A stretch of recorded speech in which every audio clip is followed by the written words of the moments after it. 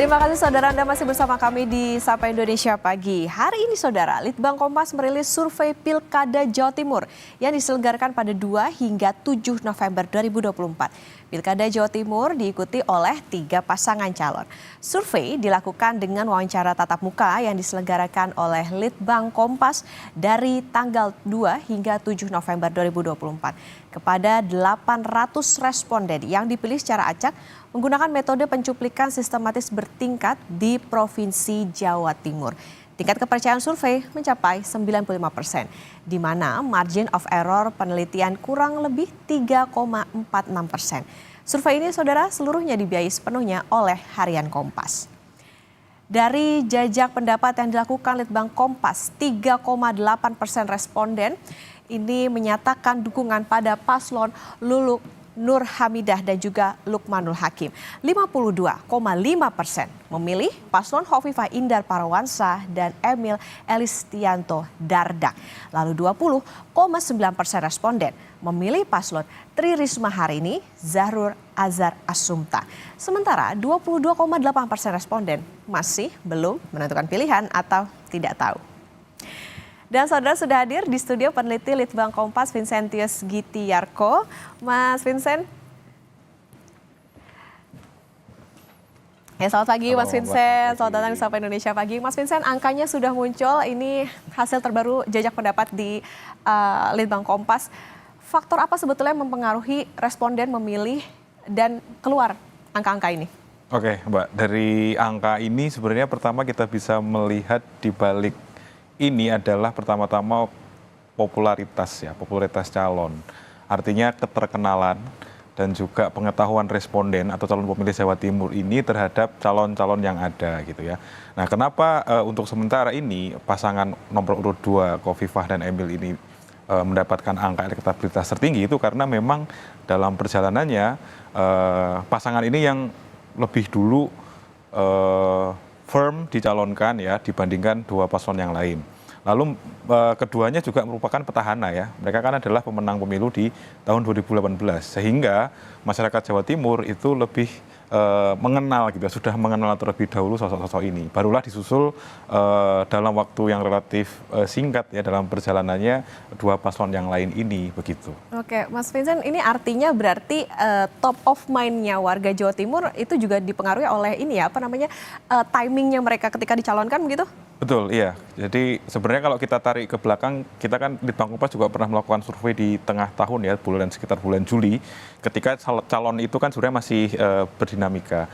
Waktu itu memang top of mind nama Khofifah itu, Bu Khofifah sudah muncul dengan angka yang paling tinggi. Waktu itu angkanya sekitar 28% gitu. Dan disusul oleh yang kedua adalah Bu Risma gitu ya. Oke, ini kan kita lihat juga 3 calon gubernurnya perempuan. Nah, apa artinya bahwa program yang menyangkut misalnya isu perempuan dari masing-masing paslon ini juga memengaruhi pilihan responden atau sebetulnya ada faktor lain yang membuat orang akhirnya memilih nama-nama ini? Iya, memang pilkada di Jawa Timur kali ini sangat menarik karena 3-tiganya adalah perempuan. Sehingga pertama kita melihat dengan angka undecided voters yang relatif tidak terlalu tinggi ya, 22,8%. Artinya masyarakat menerima bahwa tidak ada isu soal misalnya sosok perempuan itu menjadi pemimpin ya. Malah di sini kita bisa melihat masyarakat Jawa Timur lebih mementingkan tadi mungkin ya visi misi ataupun kualitas dari paslon ini. Dan kalau kita lihat visi misi yang mereka usung memang kelompok rentan dan perempuan juga anak-anak itu memang di masing-masing paslon itu mendapatkan perhatian khusus gitu. Oke, Mas Vincent, menarik kita melihat bahwa yang tidak tahu atau belum menentukan pilihan kan 22,8%. Ini kalau menurut Litbang Kompas sendiri, angkanya ini kecilkah atau seperti apa kalau melihat dari beberapa yang sudah memilih pasangan-pasangan ini? Oke. Kalau angka sekitar 22% itu relatif angka yang cukup wajar sebenarnya ya. Walaupun masih ini menjadi potensi tetap ditarik suara dari pemilih yang belum menentukan ini bisa ditarik. Tapi angka 22,8% itu relatif normal dalam konteks ketika kita bicara misalnya tingkat partisipasi pemilih terakhir ya di Jawa Timur ketika pemilihan presiden itu di angka sekitar 80%. Artinya kan angka golput atau orang tidak menggunakan hak pilihnya itu 20%-an. Artinya angka ini sebenarnya relatif wajar dibandingkan beberapa wilayah yang lain. Hanya memang bukan berarti ini akan tentuan nanti akan otomatis berujung golput gitu ya. Tergantung nanti dalam perjalanan sekitar 2 minggu ke depan apakah ada potensi aliran suara dari yang belum menentukan pilihan ini kepada paslon-paslon yang ada. Berarti artinya meskipun ini menjadi cerminan, masih dinamis sebetulnya sampai di hari pencoblosan nanti. Oke, jajak pendapat atau survei Litbang Kompas, saudara, juga soal elektabilitas berdasarkan gender atau berdasarkan jenis kelamin. Nah, kita lihat lebih detail dukungan berdasarkan gender ini.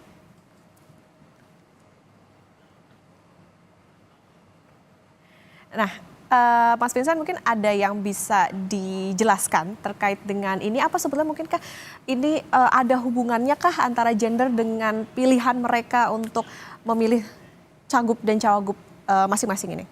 Oke. Kalau kita bandingkan ya secara angka itu memang kecenderungannya mirip ya, artinya baik itu responden laki-laki dan responden perempuan, aliran suaranya terhadap ketiga paslon ini relatif mirip kecenderungannya. Hanya memang kalau kita perhatikan lebih detail, ada selisih yang relatif terlihat di pasangan nomor urut 2 ya, Bu Khofifah dan Pak Emil ini mendapatkan suara yang cenderung lebih tinggi di pemilih perempuan. Kalau kita baca sebenarnya selain memang ketiga calon ini adalah perempuan, tapi mengapa suaranya lebih cenderung ke Bu Khofifah? Karena memang beliau kan adalah Ketua Muslimat NU ya, yang ini adalah organisasi perempuan dan itu sudah sangat cukup panjang ya dalam masa jabatannya, sehingga ini menjadi modal sosial ya, modal sosial yang penting bahwa pemilih perempuan itu mengarahkan dukungannya kepada Khofifah. Tapi kalau kita lihat dari pemilih laki-laki bahwa kecenderungannya sama, misalnya tingkat undecided votersnya juga mirip gitu ya, ini menunjukkan bahwa mereka yang berjenis kelamin laki-laki pun para calon pemilih ini tidak ada isu soal apakah pemimpin itu harus perempuan atau laki-laki atau perempuan gitu. Artinya masyarakat di Jawa Timur secara umum cukup rasional dalam melihat calon pemimpinnya. Artinya mereka lebih mengedepankan soal kualitas, soal kinerja dibandingkan isu-isu yang lebih primordial soal gender misalnya. Gitu. Lagi-lagi balik soal yang di awal tadi bahwa ketokohan itu sebetulnya sangat mempengaruhi bagaimana orang bisa memilih cagup-cagupnya. Nah, saudara, kami bacakan terlebih dahulu dari pemilih laki-laki ini 4,8% mendukung Lulu Nur Hamidah dan juga Lukmanul Hakim. Nah, lalu 49,6% mendukung Khofifah dan Emil Elistianto Dardak. Kemudian 22,6% mendukung Tri Risma Haraini dan Zahrul Azhar Asumta. Sementara 23,1% belum tahu akan mendukung siapa. Nah, dari pemilih perempuan, saudara, 2,8% mendukung paslon Lulu Nur Hamidah Lukmanul Hakim. Lalu 55,4% mendukung Khofifah Emil Elistianto Dardak. Kemudian 19,3% mendukung Tri Risma Haraini, Zahrul Azhar Asumta. Sementara 22,6% belum tahu akan mendukung siapa. Nah, Mas, kan ini juga yang menarik tidak hanya soal bagaimana personal pemilih untuk memilih cagup dan cagup ini, tapi juga soal dukungan dari parpol. Sebarannya seperti apa kalau di Jawa Timur? Oke, kalau kita bicara soal parpol memang menarik ketika melihat kalau dari sisi, kita mungkin mulai dari Bu Lulu ya, yang paslon nomor 1 gitu, nomor 1. Nah, ini sebenarnya kan paslon ini diusung oleh PKB. Tapi mungkin karena memang dinamikanya menjelang pendaftaran ini banyak isu gitu ya, artinya PKB mungkin belum menggunakan mesin-mesinnya secara kuat sehingga malah pemilih PKB sebenarnya tetap melimpahkan suaranya kepada Khofifah. Dibandingkan misalnya komposisi soliditas partai-partai KIM ya yang mengusung paslon nomor urut 2 ini memang kalau kita lihat di balik angka ini memang lebih cenderung sudah mengerucut ke paslon yang diusung yaitu paslon nomor 2 Khofifah dan Emil. Nah, terakhir itu kita melihat PDIP ini juga menjadi menarik karena ternyata PDIP ini dalam situasi yang sekarang sementara terbelah Artinya sekitar 45% suaranya cenderung ke nomor 2, Bu Khofifah dan Pak Emil, sementara Tri Risma Maharini dan Gus Hans ini mendapat angka sekitar 40% dari pemilih PDIP. Artinya kalau kita bicara parpol itu sementara ini yang terlihat solid itu adalah memang Kim ya di Jawa Timur gitu. Oke, kalau tadi bicara soal bagaimana parpol itu artinya masih punya peranan penting untuk bagaimana keterpilihan para cagup dan cawagup ini. Kalau di Jawa Timur sendiri dilihat pola pemilih atau daerah-daerah itu seperti apa sih Mas? Adakah kecenderungan misalnya bagaimana mereka melihat patronnya atau seperti apa dalam rasionalitas mereka dalam memilih ini? Iya, kalau dari hasil survei sih memang secara persepsi masyarakat melihat pertama-tama memang tadi ya kualitas lalu juga kinerja begitu ya.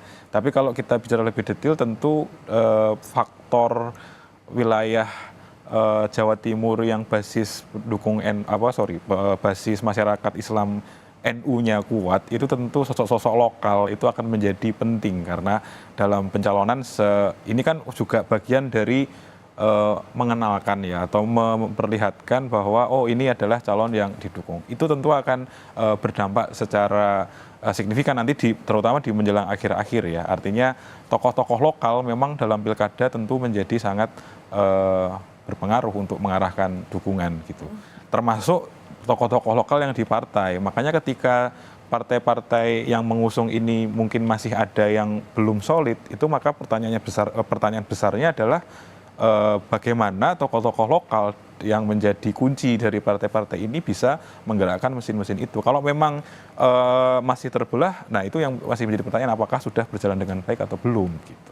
Oke, kalau secara kewilayahan gitu Mas, karena kan Jawa Timur dibagi menjadi 4 tuh.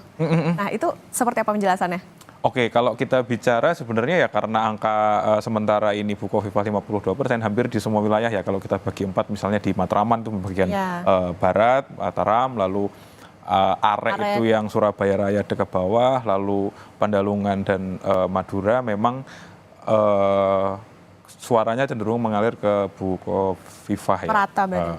Khofifah. Tapi memang persaingan cukup sengit itu terjadi di wilayah Arek ya, yang Surabaya Raya dan juga sedikit ke bawah Malang dan mungkin sebagian kecil di Pasuruan. Ini karena memang kan secara basis pemilih partai wilayah ini memang basis pemilihnya adalah basis suaranya adalah PDIP. Yang pertama, lalu yang kedua adalah Bu Risma sudah pernah menjabat sebagai wali kota Surabaya sehingga secara personal mereka tentu sudah pernah mengalami sosok Bu Risma ini menjabat secara langsung sehingga seperti itu. Tapi kalau kita bicara keseluruhan memang angka yang 52,5% ini ternyata memang sudah menembus berbagai wilayah tadi ya, kecuali tadi misalnya kita bicara Arek itu masih menjadi wilayah yang menantang ya untuk persaingannya. Artinya perebutan suara juga masih bisa terjadi lah ya, masih dinamis ya Mas? Iya tentu. Oke, baik, ini nanti kita tunggu seperti apa, bagaimana di hari-hari dekat pencoblosan kenyataannya seperti apa, karena kalau ini hanya menjadi gambaran tentunya saja sifatnya sementara, tapi mungkin bisa dilihat bahwa memang mereka yang tidak tahu ataupun belum menentukan pilihan masih ada 22,8%. Meskipun ini masih wajar, tapi yang diharapkan justru tingkat keterpilih masyarakat yang memilih justru harusnya lebih tinggi, Mas Vincent. Betul. Terima kasih Mas Vincentius Gitiarko sudah bersama di Sapa Indonesia Pagi. Selamat selalu Mas Vincent. Terima kasih.